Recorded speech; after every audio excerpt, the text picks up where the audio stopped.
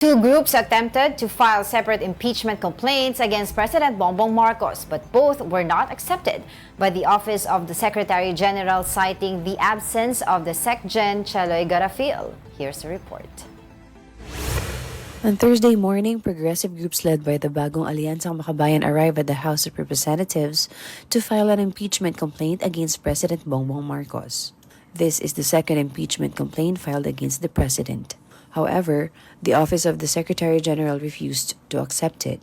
The group was told Secretary General Cheloy Garafil was not around, as she is currently in Taiwan to receive a recognition, something that disappointed the complainants. Makabayan said House rules are clear. An impeachment complaint endorsed by a member of Congress must be filed with the Office of the Secretary General. They also stressed it should not require the Secretary General to be physically present. But according to the Executive Director of the Office of the Secretary General, he is not authorized to receive the complaint. Hindi namin kasalanan kung absent ang inyong Secretary General.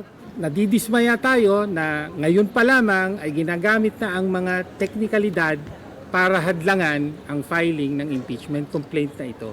Para sa amin, that impeachment complaint is deemed filed. Why? Because we delivered it to the Office of the Secretary General. Iniwan na namin, tinanggap naman. Makabayan anchored the impeachment complaint on betrayal of public trust, citing 3 articles of impeachment.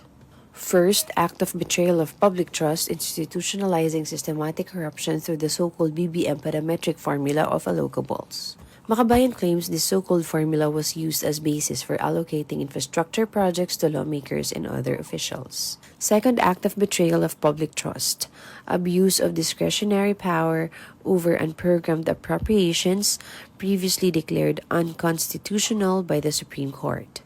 Third, act of betrayal of public trust, direct personal involvement in budgetary insertions and kickback schemes. Another group composed of known critics of the president and supporters of the Dutertes also attempted to file an impeachment complaint against President Marcos.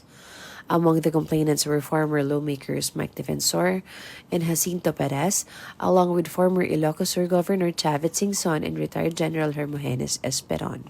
They cited grounds such as culpable violations of the Constitution, betrayal of public trust, graft and corruption, and other crimes. Tension also erupted after the Office of the Secretary General refused to accept their complaint.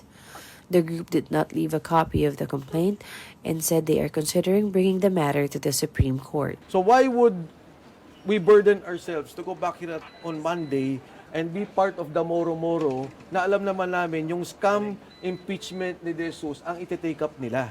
Meanwhile, House Committee on Justice Vice Chairperson Jonathan Flores clarified that a complaint may still be considered filed if it was tendered to the Office of the Secretary General. What is important is that it is tendered to the office, and if they refuse to receive it, then a copy should be left para to consider it as filed na rin.